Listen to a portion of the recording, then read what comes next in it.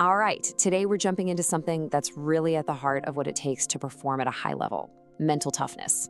But here's the most important thing to get right from the start. This is not some kind of genetic lottery that only a few people win. Nope, it's a skill, it's a muscle, and it's something you can train.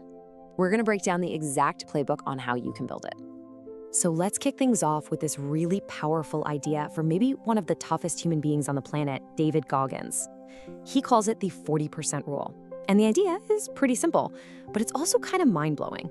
When your mind is telling you you're done, when you are just absolutely gassed and have nothing left, you're actually only at about 40% of what you're truly capable of. And that, right there, raises this huge question. What is this invisible wall that we all seem to hit? Why do we stop? And, the most important question is, how do we learn to push past it? How do we get to that other 60% that's just sitting there waiting for us? To really get this, we have to start with the man who basically lives and breathes this rule every single day. His story, well, it's what sparked this whole idea in the first place. I mean, Goggins' journey is it's unbelievable.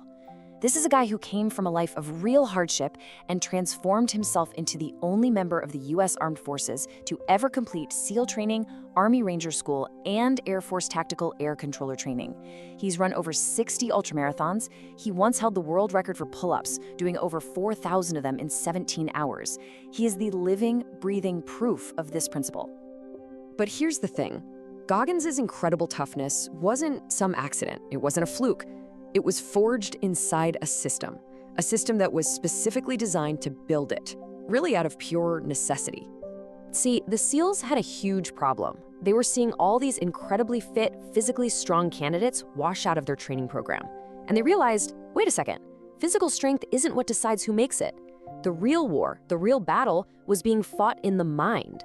So they actually developed a whole framework to give these guys the mental tools to keep going when their bodies were just screaming at them to quit.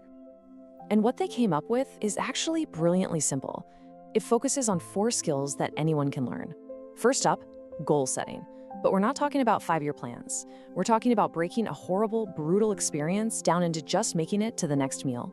Then there's mental rehearsal, literally seeing yourself succeed before you even start.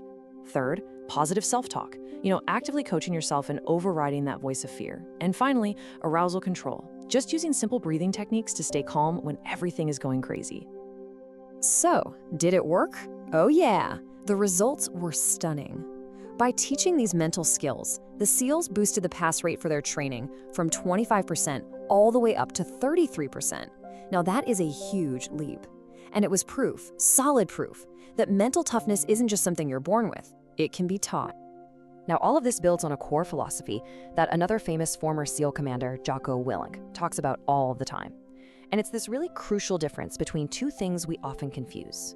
We all think we need to feel motivated to do hard things. But Willink says, look, motivation is like a fair weather friend. It shows up when it feels like it, and it's gone when you actually need it. The real high performers, they don't wait for motivation. They rely on something so much more powerful, so much more reliable, and that's discipline. Discipline is the engine. It's what you build through habit, and it's what makes you go even when you really don't feel like it. And that's really the whole point, right? Discipline is what gets you to actually put on your running shoes when it's cold and dark and your bed is warm. It's the thing that makes you do the work when you have zero inspiration. It's just a conscious choice to get it done, day after day. Okay, so this all sounds great, but it begs the question, why do we stop at 40% to begin with? Why is discipline so hard? Well, science actually gives us a really fascinating answer, and it all has to do with your brain's deep-seated need to protect you. It turns out your brain has this built-in safety switch. It's a concept called the central governor. And basically, this part of your brain is responsible for creating the feeling of being exhausted. Its only job is to protect you, to slow you down way before you reach your body's actual physical red line. It's literally the voice in your head telling you you're toast, even when your muscles could physically keep going. So the secret to pushing past that 40% wall is to actually retrain that central governor. You have to rewire it. And every single time you push just a little bit further than you thought you could, you're teaching it, hey, see, we're okay. We're capable of more. It's through those consistent habits that you slowly start to recalibrate that safety switch and expand what you believe is possible. But this whole process of retraining your brain, of building discipline, it takes time. And first, you have to bust a really common myth, because you've probably heard it a million times, right? It takes 21 days to form a new habit. Yeah, well, recent research, including a really big systematic review, shows that the whole 21-day thing is pretty much a myth. The reality, it takes, on average, somewhere between 59 and 66 days for a new behavior to really become automatic. And for more complex habits, it can take way, way longer. The message here is simple. You have to be persistent. Don't give up if it still feels hard after 3 weeks. And what's really interesting is that a few key things can speed this process up. I mean, simple habits form faster. That makes sense.